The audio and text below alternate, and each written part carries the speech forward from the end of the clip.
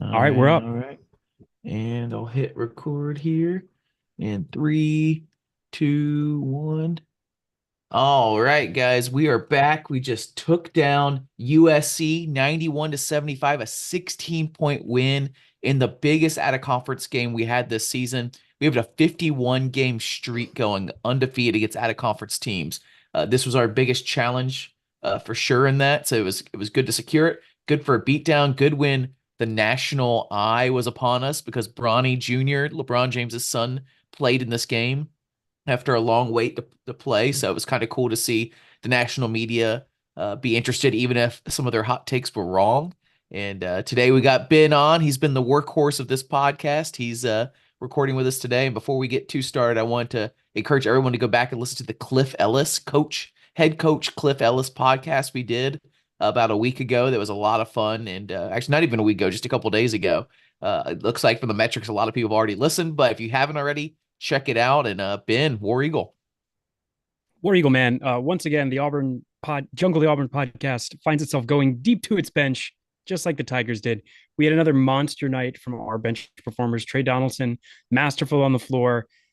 Chad Baker Mazara, he didn't score a single point in the first half, but once again was huge in the second half, hitting some clutch free throws, fighting through, earning those fouls. We got some amazing minutes from Dylan Cardwell. We got a lot of guys to talk about tonight, Jackson. Yeah, I guess we'll get back. If you've been listening for a couple years now, we usually try to go right after the game. It's usually me and Matt to start. I don't know if me and Matt have done actually me and him podcast all year yet. But we'll get back to that regularly scheduled broadcast. But for now, we'll get started kind of doing it the same way. MVP Ben, who are you thinking? Man, we saw some amazing performances tonight, particularly early on in this game. USC casual look. We typically see teams going against three. It wasn't a huge surprise to see them try to sit back and give us some open looks.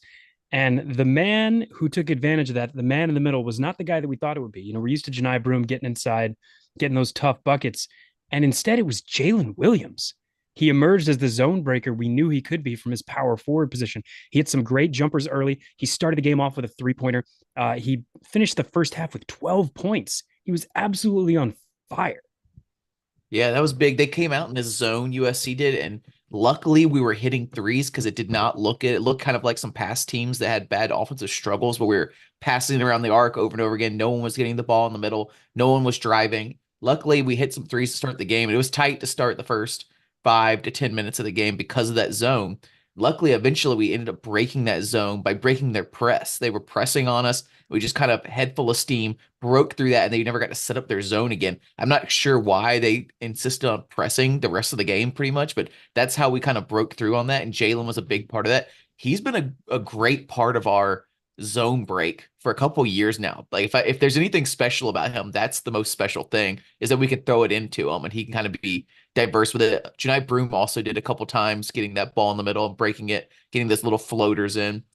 But Jalen was very early on the MVP pick. He was hitting the threes, like you said, 12 points in the first half. But in classic Jalen form, he disappeared in the second half, and we did not see him. And luckily, the game, Well, hang stayed on. at a Let's 10. let's not call it disappearing. Jalen began to defer, and that was probably one of the most masterful things we saw throughout the course of this whole game. It was a totally unselfish performance from the Auburn Tigers, and if Matt were here, he would want us to lead off talking about the most important stats. Once again, Auburn was killing it with the assists. We had 12 assists in the first half alone, and as a team, we were dishing the ball well, particularly from the point guard spot. Aiden Holloway finished the game with 6 assists. Trey Donaldson had 5, and both of them combined for 0 turnovers. Zero Our point turnovers, guards, 11 assists. so Yeah. impressive. Our point guards, man. We've had some years where, I mean, remember the Turbo Williams years where we just like could not have anybody back there. I mean, even just last year too, we thought Wendell was a pretty decent point guard, and then now we're seeing like, no, no, now we got a legit two-headed monster at point guard that either guy is in. You're gonna have a guy that can toss the ball around, that can get these assists and hit a shot, especially Aiden. I definitely think that was where we struggled last year. We were so ball dominant at the point guard position because Wendell was a great point guard. He was a great point guard for Bruce's system. We saw him have nights where he would be incredible dishing 10 plus assists. He was also an excellent scorer. He could go off for 20 points, but we have really, you're right. It is a two-headed monster at point guard tonight. Trey Donaldson only finished with 7 points, but he had two steals, which were crucial, particularly late in the first half as we embarked on a 27-6 run that really put us up double digits and kept us away from USC the whole game. How much And of for my this money, the oh, go ahead. chemistry seems so good with this team. I mean, part of that is that we have the depth, but a lot of that, how much of that is coming down to the point guards? I mean, you say chemistry is great, but is that another like code word for our point guards are playing well and passing well? Yeah, it's about the continuity of effort on the floor. And it's about understanding where the ball is going to move and what your assignments are. We look at guys like Chaney Johnson who are slowly but surely finding themselves in these great positions under the basket. You see a guy like Jalen who knows how to get in and break the zone. You see players like Denver Jones knowing when to pull up and take a shot or when to drive and go through the lane. It's all about communication, and that starts with your point guard, with your floor general. So I think Trey being a second year in the system, Aiden being the phenom, the 5 star that he is, and that we knew he could be, it makes such an incredible difference. And they're such dynamically opposed players. I mean, you think about Trey, you think about his hustling defense, you think about his driving to the basket, you think about his dishes, and then when you've got Aiden, his first shot today was from the logo. I mean, we got a logo three to open one of the biggest non-conference games of the year. Aiden Holloway was electric. He finished with 15 points. He was 4 of 7 from three, 5 of 10 from the floor. He had a sick cut around a Janai Broom screen to go up under the basket. So we're seeing what Matt wanted to see more of from Aiden. We're seeing him drive inside. He's It's just a finishing. thing of beauty to have 2 point guards. Yeah. He's starting to finish at the rim, which is surprising for such a small guy. In fact, Denver Jones is struggling a bit around the rim, but Aiden's figured it out. And so I put on, I'm going to start doing this maybe after every game because I think amongst all the, we got Instagram, we got Twitter, but I really think Reddit is probably our biggest fan base of ways to reach people. Like there's a great community on there. I know everybody talks about the Twitter army and everything, but I love my Reddit guys. So I threw it out there on who they want the MVP to be.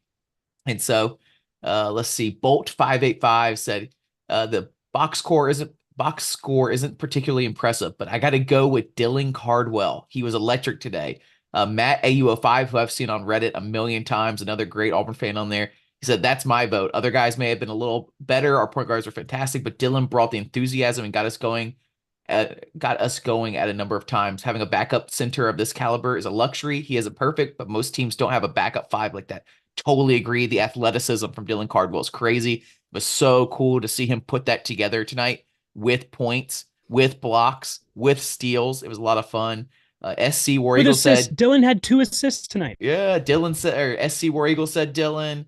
AU Bear, another great Auburn fan on here, said Dylan. ACM0028 said Dylan or Trey. I love seeing on Reddit, there's a lot of Auburn fans that have essentially what their Auburn email used to be. The 3 initials and the number afterward. We all got that email. So a couple of these people on here, you can tell really went to Auburn because they have that as their username. But man, everyone came in and said, Dylan Cardwell. How amazing is that? In his 4th year, I don't know if we've ever given him an MVP. And he's been, a great team player, lots of enthusiasm.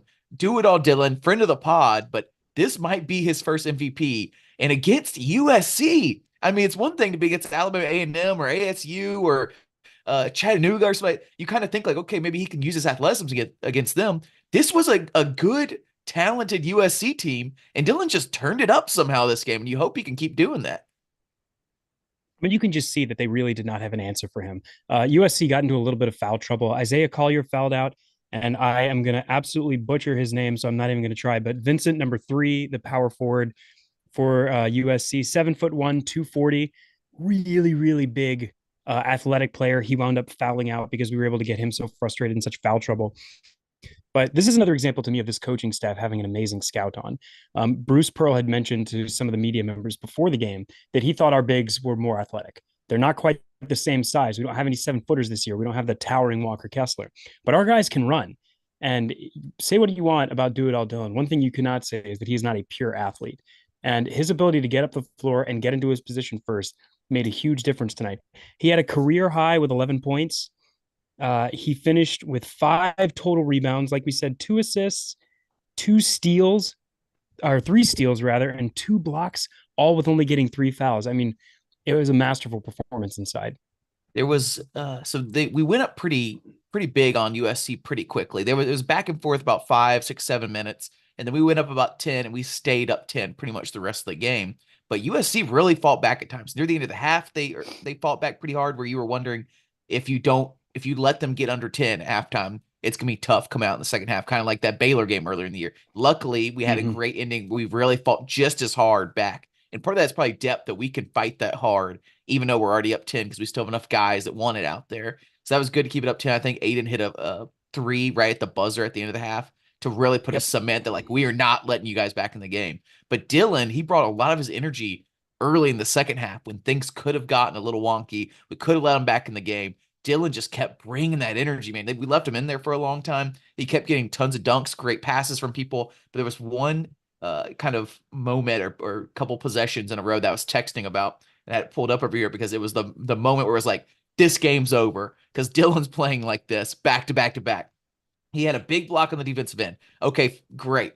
Then he goes on the other side of the court. I think it's the alley oop or just another one of those wraparound dunks. We've been having some really great passes underneath the basket the last two games.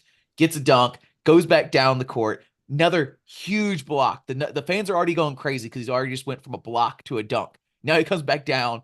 Amazing, just straight up and down block that just showed his athleticism. Goes out of bounds. They throw back in. Dylan steals the ball. That little back and forth he did, and that kind of thing was brought so much energy, kept us in this game, and did not let us slip that lead away. And that's kind of the moments that took him over. And then, of course, throughout the game, he was getting little dunks here and there, athletic stuff. And I mean, I don't want to hate on Jay because Jane had a great game too.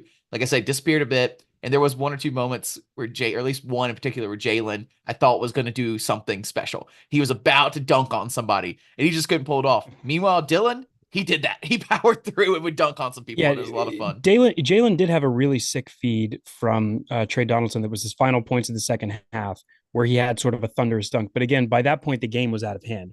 And just like the UNC Asheville game, this was a game where we were up pretty comfortably at the half, and our question was, is this going to be a fall apart? Is this going to be, oh, we let a talented team back in like we did against Baylor? And the amazing thing for the last two games is we've had somebody from the bench step up when the other team is going on a run and really just sort of end the game for us. Last week, or rather on Sunday that or on Wednesday, that sequence was done by Chad Baker Mazzara. He had a fantastic sequence that kept us well out ahead of them and really put the boot on their neck. And this week that was Dylan. So we're finding this team's killer instinct. And now it doesn't have to come from the starters. It doesn't have to come from our all SEC center and Janai Broom or our McDonald's All American and Aiden Holloway. It's coming from our guys on the bench, and that is so huge. Gearing up to get ready for conference play. Just in case we didn't officially do it, I'm gonna say it here because he's only gonna this might be his only one he ever gets.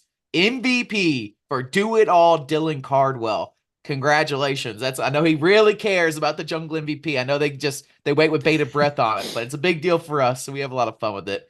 You Hey, were talking about, CBM got his first MVP last week, and he and his fans loved it on social media. hey, So we're how hoping about the that Dylan will depth love here? it too. I'm pretty sure the last three MVPs were KD, CBM, and Dylan Cardwell, right? All bench Oh yeah, guys. So that's huge. I mean, it's just showing too how, like, we had a moment there where Janai Broom went off for 30 points a couple games back, 5 games, 6 games ago.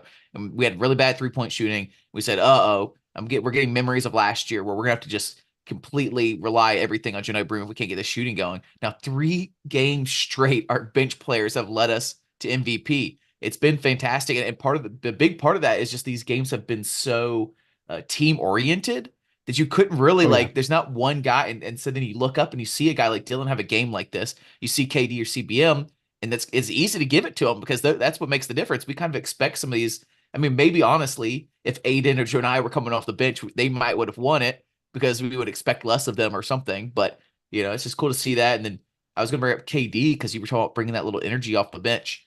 KD, 2 games in a row, not this game, the game before and the game before that, brought some amazing energy off the bench, some great steals. And we always say KD giveth and taketh. And he was giving the last 2 games.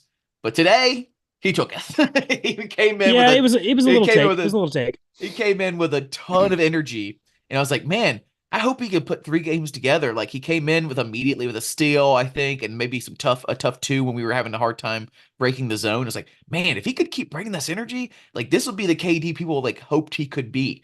And then he started just he just gets something in his head, almost like manic, our little psycho. And he's like, I think he took three like really quick fouls early, some weird ones where Oh, he was like about to get the steal, like he just like hugged the player around the half court line. I was like, oh my God, like what is going through your brain? Like I know you need to be like tenacious, but that was just silly, you know? but to a certain degree, I think it worked. I mean, Isaiah Collier missed a large portion of the first half, getting himself into a little bit of foul trouble. You could tell he was frustrated and off his game. Um, Boogie Ellis once again absolutely torched us. The dude's a bucket. He finished with 22 points, which is less than he had last year. He torched us for nearly 30 in the year before. But we held the number one ranked freshman, Isaiah Collier, to 13 points. And while we're talking about the magic of our bench players, we got to talk about the man, the myth, the legend, Lior Berman. Uh, Despite the fact that What we're is still in out of happening? conference, we're getting Lior minutes. I don't know how to Is describe it it. We're Chris getting Lior Moore? minutes in some Is really crucial it games. because I at the end of the game I texted bench Chris Moore. I know he's a leader on the team or whatever, but he airballed this three. He just looks not lost defensively, but he's getting beat defensively.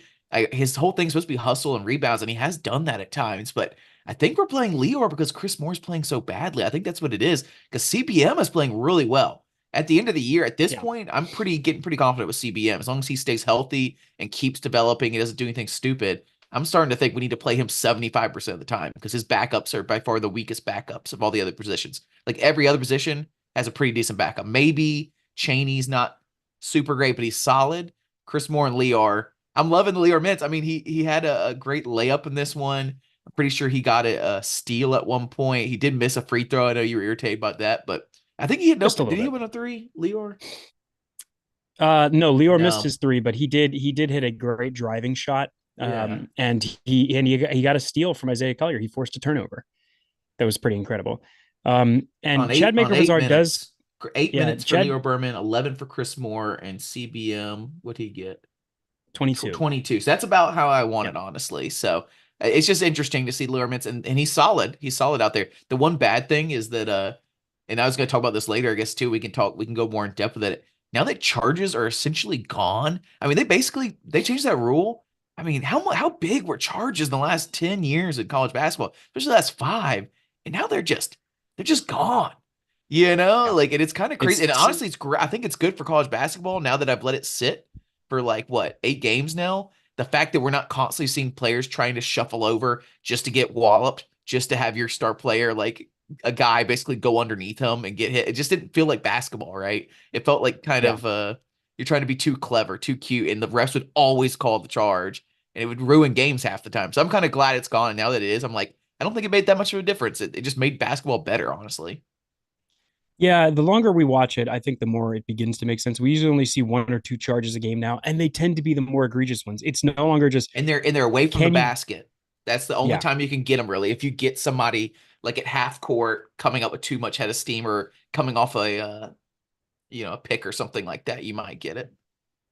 yeah. But overall, we're getting to see more guys actually drive successfully to the basket, and it's not enough to just get your body in the way. You actually have to establish position, and as a defender, you're entitled to that vertical space, which has also been making a big difference. That's part of why Dylan Cardwell's defensive game has been so elevated.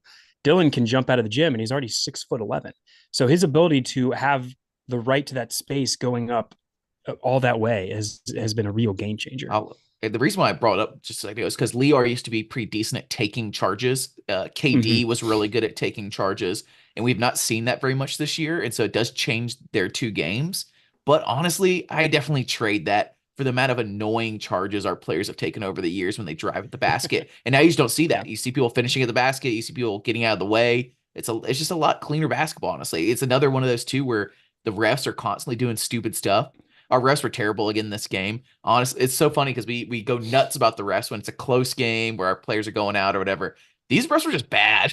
I swear they got out of bounds calls wrong several times. They had a really bad jump ball at one point where the ball was just straight up like still loose with one of the USC players. They called a jump ball out of bounds because neither of the refs knew which person it went off of. It was a strange. And the hook and holds. How did I almost forget Oh, that? so many Two times. Oh different my hook and goodness. holds calls, and each time they took like freaking 15 minutes to call it. The first one was on CBM, where their guy, which great on CBM, he always seems to collect fouls. I need an expert on or coach on to tell me why CBM's collecting fouls on shots. The guy runs into him on 3-point line. Apparently, CBM like hooks him. I mean, sure, the arm was there, but also he's falling backwards, grasping out a bit. So whatever. It seemed like a let play situation. And then the even worse one was when Collier and Chris Moore, I believe, and like Chris Moore fell on top of Collier, and then each person got 2 shots, right? Yeah. God, just stop it. Just Again, stop it. it was not just that they needed to call all these weird fouls. It was that it took them so long to go to the table and review the call and make sure they got it right. And it seemed to take like 5 to 10 minutes. I mean, it was funny if you were listening to the radio broadcast, like I was. Sonny Smith multiple times was like, I think I'm going to fall asleep waiting here. Do these referees know that there's a basketball game happening behind them? It was very odd in terms of the way it affected the momentum. I do feel a little bit bad for USC because every time it seemed like they might be putting something together, they were one of these weird stoppages of play that just completely sucked all the air out of the building. But overall, they called the game pretty even. Both teams finished with 22 personal fouls. We shot 32 free throws. USC shot 26. They hit 80%, nearly 81% from the line, which would be my dream. But Auburn still did pretty well. We were 5 for 32. That's good enough for 78% overall. That's winning basketball. I get a little smile on my face. Like I've been able to listen to the podcast more than usual this year. Usually I'm on it, but this year I've been off of it a lot, and I grin a little bit every time Ben's like free throws, yeah, go free throws. No one else cares about free throws as much as Ben, but it is a big deal. I mean, you texted before Dylan hit his 2 free throws. Like if he hits these 2, he's MVP. He hit his 2, and it was a big deal because you get those fouls, and that you look up and it went from a 9-point game to an 11-point game, and it feels like you finish and you feel good around the rim. And that's another big thing that a lot of these players do. I think Isaiah Carwell, as I pronounce his name, should be Collier, might be the number 1 pick. I had no idea before this game that they had a guy that might be the number 1 pick. They also have Bronny Jr., LeBron James' son. That was a big reason why there was like a national spotlight. And then Boogie Ellis, too. So they did have some stars. I don't know why their team's playing so bad. But a big thing you can do as a player, if your shots aren't going down, especially if you're playing away, you start crashing the boards. You start going in and getting those foul calls, and you collect on the free throw line. And he collected a little bit on the free throw line. I mean, person like Dylan too. Junai Broom needs to clean up his free throws just a little bit because that would change his game a decent amount. So it was good to see people hitting their free throws. I know we only did 78%, but actually, no, 70% that's great. That's great. Yeah, no, that's winning basketball. 75%, in my opinion, is winning basketball, especially in college. If you're hitting 3 out of 4 every time you go to the line, that's what you need. And look at a guy like Denver Jones. Denver Jones was scoring 20 points a game for FIU, hitting the lights out from 3. He only shot 2 3-pointers tonight. He made both of them, but he hit all 6 of his free throws. So we talked about him trying to adjust to finishing at a higher level of competition. And this and the Indiana game were both against the big type of bodies he's going to see in SEC play. And in both of those games, he got to the line and he hit his free throws. I love to see that. And that's why I've been repping this at a conference scheduling so much. We've been like praising our coaches for scheduling a lot of great mid-major teams that make the tournament. It's great for our metrics. I want to play these big teams because even if they're not great, we don't know what's going to happen to USC this year, but we do know they got athletes and they're big players. And so you get to see how your players adjust. And by the time we get to SEC play, we will have gone against several teams that have those athletes. So you're right about Dylan, 6 points of his, 4 points, only 2, or is it free throws? Yeah, six of his points from the free throw line. Got 12 points total. So you want to say like quiet night from Denver, like a quiet 12 from Denver Jones, but that's what happens when you hit your free throws. He also hit some open threes. I think 2 threes. Yep. He was 2 for 2 from 3 and 6 of 6 from his free throws. So that's pretty perfect from a guy that could be, he's not what I expected him to be. I thought he might be our score first guy, like our guy we go to score. And he's not really that, but he's doing what we need him to do on this team, hitting open threes. And then he drives the ball and collects free throws. He needs to figure out how to finish at the rim a little more. He's getting swatted a lot. I think that might be part of the adjustment up to the P5 level or P6 level, whatever you want to call it in college basketball. One stat I wanted to point out was points off turnovers. That's got to be the most major stat in this one, right? 19 points off turnovers. USC, 5. I feel like we got running on this team, and that's what made the difference. Like I kept saying the first 5 to 10 minutes, pretty close game. We were having a little bit of an issue to break their zone. Luckily, we were hitting some threes because that seems to be like the weak man's excuse of not being able to break the zone is to just shoot a 3 and hope they go in. But that's when we started breaking them, was turning them over, was getting past their press and just speeding this game up. And I find it hilarious. And it's happened to us several times. I think it's because we don't have the national narrative. We just don't get the same respect from the national media guys. They'll be like USC, they want to run. They want to run fast. And I'm like, you want to run fast? not as fast as Auburn wants to run. And so like halfway through the game, they were like, yeah, the instinct from USC is we want to go fast, but Auburn's just doing so well fast. I was like, that's what we do. We did that against North Carolina in the Sweet 16 too. There was this whole thing where likes North Carolina likes to go fast. Can Auburn keep up? And we're like, are y'all kidding? Have you not watched a single game? Have you not looked at any of our stuff? So, anyways, we're still the kings of going fast, and we got the depth to do it. And you could see Isaiah Collier, right? He was breathing hard a couple times, and he got in foul trouble. And you wonder if that foul trouble came from him having to run more than he wanted to. And being out of position, that's part of what that speed is going to do. You're going to get caught with your feet too flat, and you're going to reach in. We see it happen to our guys all the time. We also made Boogie Ellis play 37 minutes. That is not winning basketball at the collegiate level. I don't care how in good a shape you are. If you're seeing a new guy rotate on you every 5 to 10 minutes, you're going to get wiped. But going back to the stat sheet, man, we doubled them up in steals. We had 9 steals to their 4, and we nearly doubled them up in turnovers. We only turned the ball over 8 times today. USC turned it over 15 times. So there's your recipe for success for a Bruce Pearl team to break the press and go fast. They did out rebound of us. Some of that was, I think, in garbage time, 38-35. So altogether pretty even. But then again, I just got to keep coming back to this because this is not something we've seen from a Bruce Pearl team in a minute. 18 assists to USC's 9.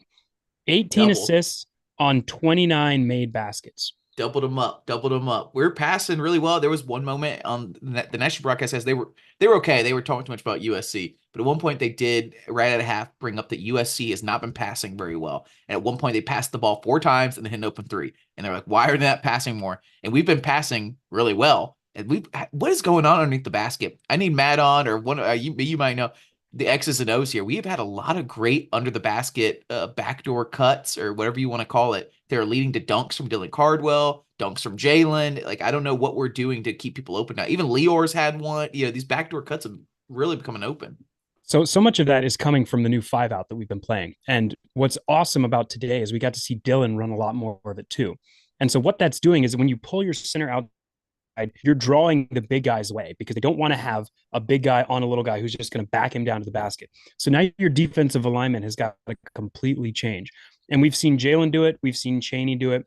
And in the right circumstances, we'll see Janai do it, particularly once Jalen gets hot, which is that as the big guys move out to crash somebody at the elbow or near the free throw line, that backdoor cut is going to be open to get there under the basket.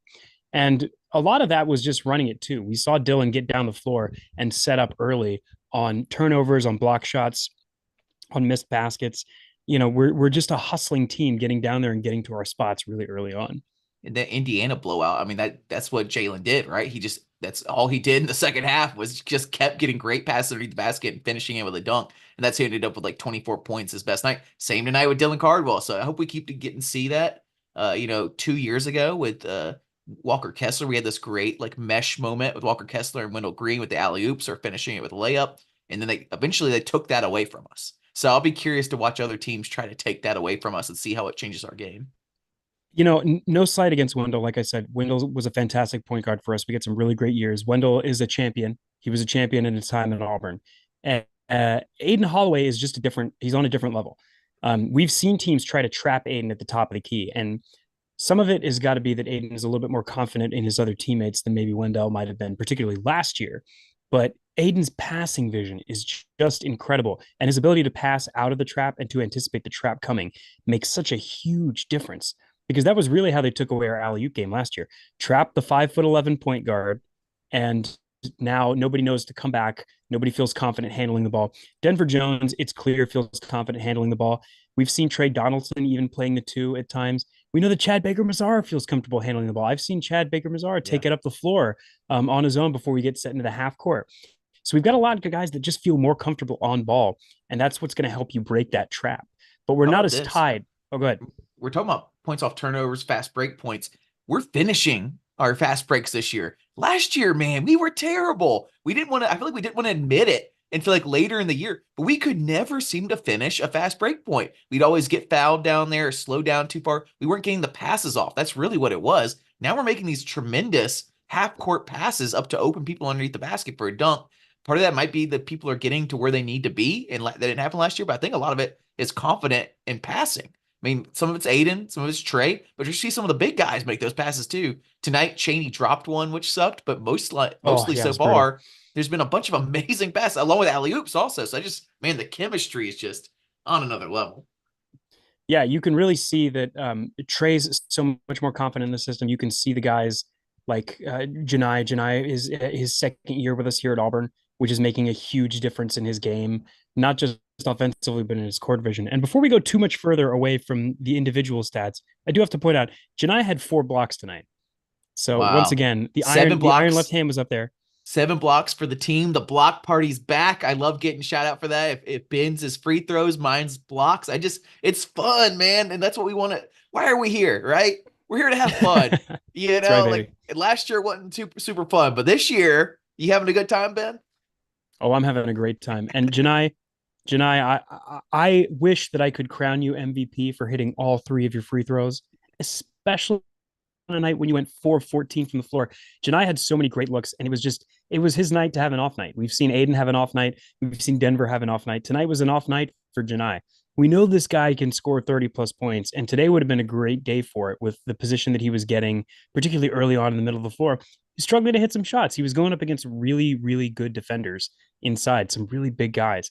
But he hit his 3 free throws. He finished with 11 points, 2 rebounds, and most importantly, once again, Janai only played 23 minutes tonight. So our star players are still getting plenty of rest in this out of conference. If you remember last year, Janai had some lingering ankle injury issues to start the year, which definitely affected some of his offense. So don't underestimate the value of getting the real time experience in this out of conference schedule with also still being able to not wear your guys out playing 30 plus minutes a night. Ben C on YouTube says Janai and Trey with 0 fouls if ESPN's box score is right. That is huge. Also, I love seeing our centers stay out of foul trouble.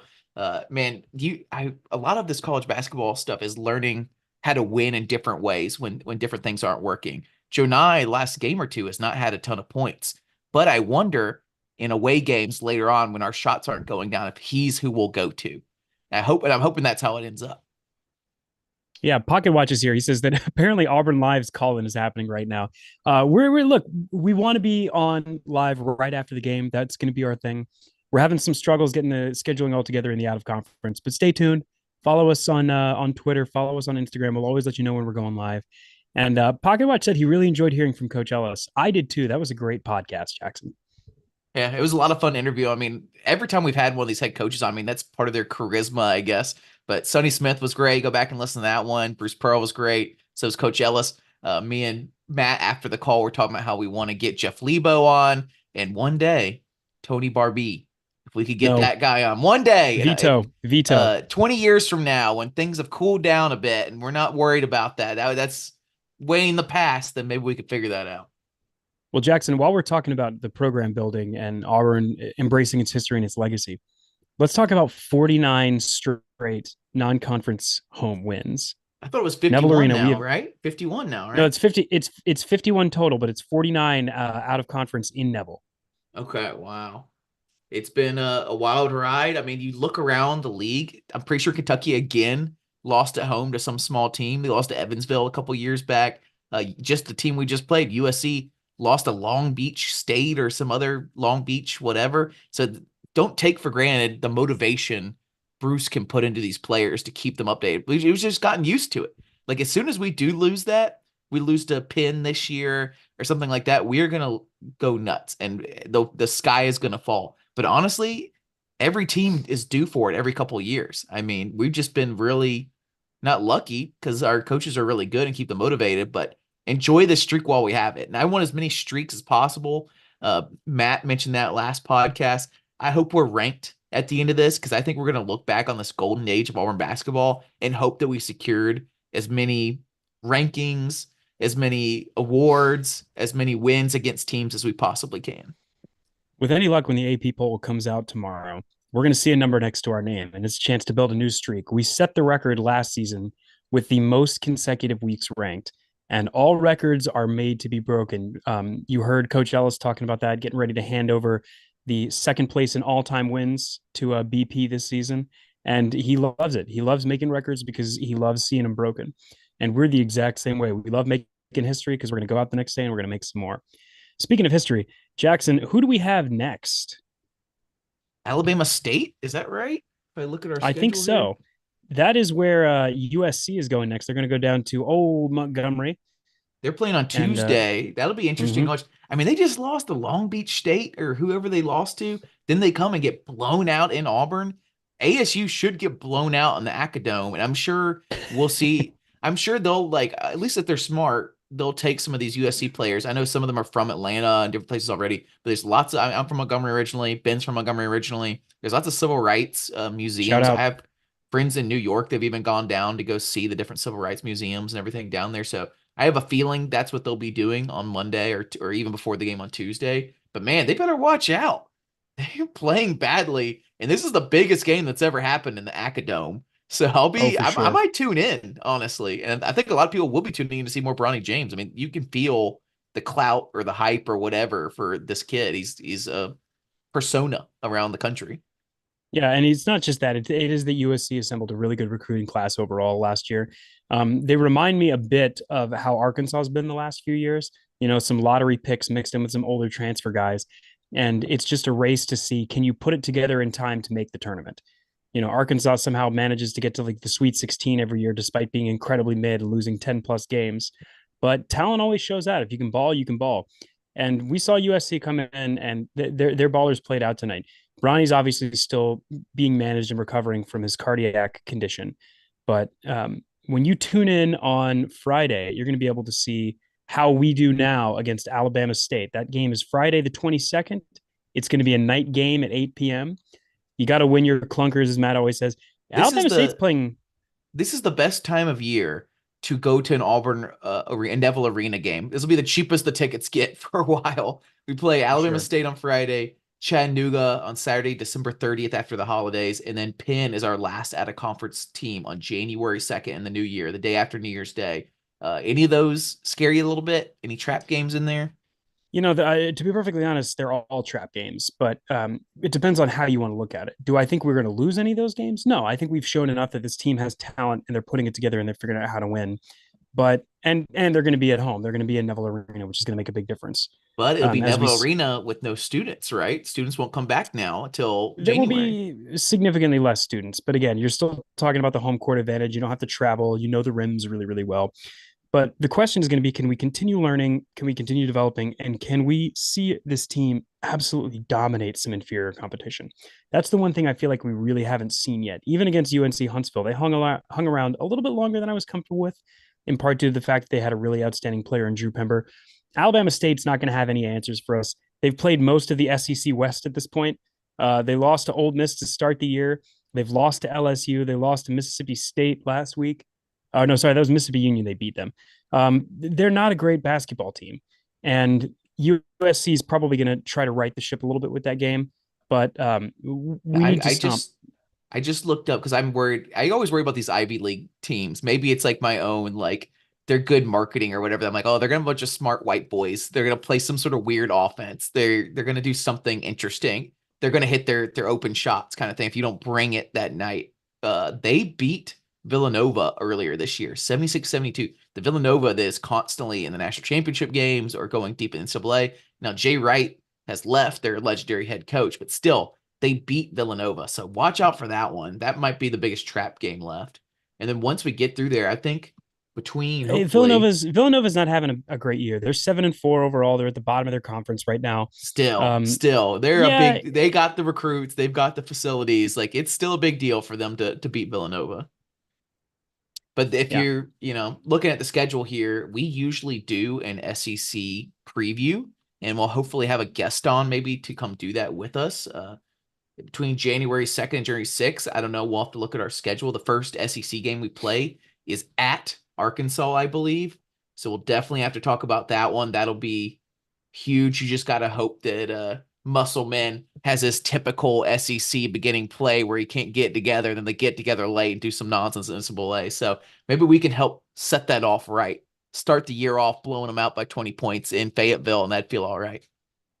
That's what I want to see for sure. I still haven't forgiven Arkansas for beating us when we were on the road as the number one team. The most But interesting part about one these last SEC bit, previews, we've done SEC previews, we've done NCAA previews, we do before the season previews. And I always think that the most interesting things we do are these post games and some of our big interviews with head coaches and stuff. But if you look at our views, these previews do really well. People really like these. I wonder if it's because people they're locked in on other sports and different stuff, and then they kind of need a refresher before the conference play starts. But it's fun too. We usually get all four hosts on. Maybe we'll have Redmond on or something, or maybe we'll have a former player on or something. So be on the lookout for that once this is through. you'll hear some hot takes for sure. And just a quick reminder now, officially, Ken Palm, the most reliable source for great metrics, currently has four teams that are in the top 15 nationally in terms of both off and defense rated. On Arizona, Auburn. That list is four teams long, ladies and gentlemen. We are on it. We are top 15 in efficiency on offense and defense. If we had not lost on the road to Appalachian State, if we had not played that game, I think we'd be what, a top 20 team in this next AP. We might still be a top 20 team. It's just Oh yeah, annoying for sure. if we do, because like I get why we do it. It's good. It gets us going in the regular. We've learned a lot of lessons from those games. But if we hadn't played it, we would have been ranked earlier, I think. And we were talking about Alabama's out of conference schedule. They had a really good out of conference schedule against a lot of top 5, top 10 teams. I don't think they pulled anything off against any of them yet. In fact, Matt, I think, responded to me when I said that I wish we were playing top 5 teams. But then it's like, well, will it matter if we lost? Well, I think this team, even though we're not a top 5 team or a top 20 team, maybe even, would have pulled one of those off. I feel like just like flipping the coin or whatever, we would have pulled one of those off, especially in Neville Arena. I mean, we very nearly did. We very nearly did. We Ah, you're very right. nearly pulled that upset off against Baylor to start the year. Who I who think if you what lost swap to me? those, yeah, They they did lost to just have a Michigan bad loss State. to Michigan Yeah. State. But prior to that, Baylor was a top 5 team. People were talking about them being a national championship contender this year. Jacoby Walter continues to amaze. But I think you swap the dates of those games, App State and Baylor, and I think we win that Baylor game. I think we Yeah. learned enough by that point. Also, shout out to these home and homes. It's so much more fun to have USC hosted in Neville Arena. Cool that we went out to USC and played in LA. Screw these like playing in, I mean, not like necessarily South Dakota one. That was weird and interesting, but screw playing these random neutral site games. Let's get this. That's what college basketball is all about, is these cool home environments. And then here's some other goofy stuff before we go. Charles Barkley came on the broadcast. We love when Charles Barkley comes on the broadcast. We hate when local Huntsville elected officials take up the entire freaking broadcast with these sports jock radio guys from Birmingham. Get like that was like their Super Bowl, I guess. They took their pants off for that broadcast. And like clearly Huntsville was paying them, but there's a fine line for sponsorship in something. You can't have an entire, it can't be an infomercial for Huntsville the entire game. Do it lightly and people will like you a lot better. But anyways, Charles Barkley came on the broadcast and I mean, he always says the funniest, hilarious. The biggest thing he said in this one, in my opinion, was he said that Bo Jackson and him have diplomatic immunity in Auburn, that they could not be arrested in Auburn. I totally agree. They can go anywhere they want. Give them the keys to the city or the keys to anything they want. If they want to show up in the middle of the night and eat a sandwich on the middle of the court, that's all them. They can do that. I mean, you think about what they've done for the university, for the program, for the community. They definitely earned that right. And part of the reason why they know they'd never be arrested is they're never going to do anything too egregious. They're going to come, they're going to have a good time. Charles Barkley will show up at Sky Bar and buy everybody around because he can. But Redmond Vodka is a Redmond Distilling is a local distilling company. It's minority owned, and it is the official liquor sponsor of Auburn Athletics. And that is just keeping money in the community and continuing to give back to the people that gave them so much. So that's why they're our heroes. They're good guys. The other funny moment was some of the national like Twitter accounts like CBS Sports, Yahoo Sports tried to take a video or got a video of the students lining up to go in the student Oh, the section for the Bronny game. effect. And there's the Bronny effect. They're all here to see Bronny Jr. And I was like, that line looked mediocre compared to most conference game lines. Students are out of town for exams and everything. And luckily they all showed up. Still a lot of them shout out. Great environment. The announcers always do a great job of talking about the environment. So, shout out to that, but just hilarious to watch national media people just now see what we do at Auburn and then try to make a big deal of Bronny Jr. Yeah, that was nothing close to Pearlville. That's nothing close to like when we were finally had a really good team and Kentucky also had a really good team getting ready to come into Neville Arena. Like that was probably the most hype we've been. But like Bruce Pearl has brought this program back from the dead. We got Pocket Watch in the YouTube comments also questioning the idea of bringing on Tony Barbie to interview him. And I still agree. I still think we need to keep him as far away from Auburn basketball as we can. But you think about the environment that Bruce makes year over year. It's just we're in the golden age of Auburn basketball. You got to love it. I'm always about the cultural stuff around Auburn basketball, the stuff that's going to last for a long time. We've only done one Pearlville so far. I want more Pearlvilles. I feel like at this point, like it's hard to manufacture something that hype. Well, we don't have that many more records to break, honestly. That was breaking a record trying to be the number one team in the country. There just needs to be a night they pick. The students just need to get together and pick, like, it's fun to camp out in front of the stadium. Pick a night that should be better weather in like late February, early March, and just camp out and plan to camp out that one. If a better game comes up earlier, audible and do that one too. But start setting that up, people. If you're a student in Auburn, just start talking amongst your friends. Be like, who wants to camp out for one of the games this year? Let's pick a good one, the Alabama game or something like that. You just got to manufacture it sometimes. And once a year, we We'll can get we'll Pearlville. we'll make a Twitter poll. We'll try to get it going. Yeah. All right. Well, guys, check out our YouTube channel. We're trying to go live after every game, and it's fun to chat with you in the community. Pocket Watch is in here. Ben C's in here. If you subscribe to the YouTube channel and turn on your notifications, you'll get notified when we come on. That's probably the best way to do it. We've been trying to start, going right after every game so fans have somewhere to go, a virtual Tumors Corner. It's been tough scheduling wise, but I think in Conference Play we'll figure it out. But Ben, any final thoughts? Man, what a win. What a team. I am excited for the rest of this year. I've had this game circled since they announced it, so it was a lot of fun to get a blowout here for our Auburn Tigers. War Eagle, everybody. See ya. War Eagle. Thanks again for everybody that came in live. Like you said, I guess there was somebody else going live at the same time. So that's fun. That's what we want. We want more Auburn basketball coverage. So if there's two places talking about Oh Auburn man. basketball on the internet, that's fantastic. Pocket Watch says he went to Boone for that game. Gang, if you like the podcast, if you like the show, and you're going to be live at one of the games, let us know. We'll let you do an Instagram takeover to get some of that Oh, sweet, yeah. sweet live content. Part of the fun of just being an Auburn basketball fan podcast is this is for everybody. This Yeah, isn't man, from we're a message fans just board or like anything. We're you. just doing it for fun. So if you want to contribute any way, you guys come around. Chris Thomas, good to see you. Sorry you just missed the recording aspect of this, but we thought we'd stay on live YouTube just a bit longer. Tell us about Boone Pocket Watch if you had a good time. Was there anything you ate there? Any weird traditions you saw? Yeah, Pocket Watch. If he's going to Boone, he might be going to some other interesting away games. Said it was fun. I am going to be going to Los Angeles in January, and I really wish that like this had been the year that we were going to LA because I would have tried to make that work out. My Oh, partner Sarah lives.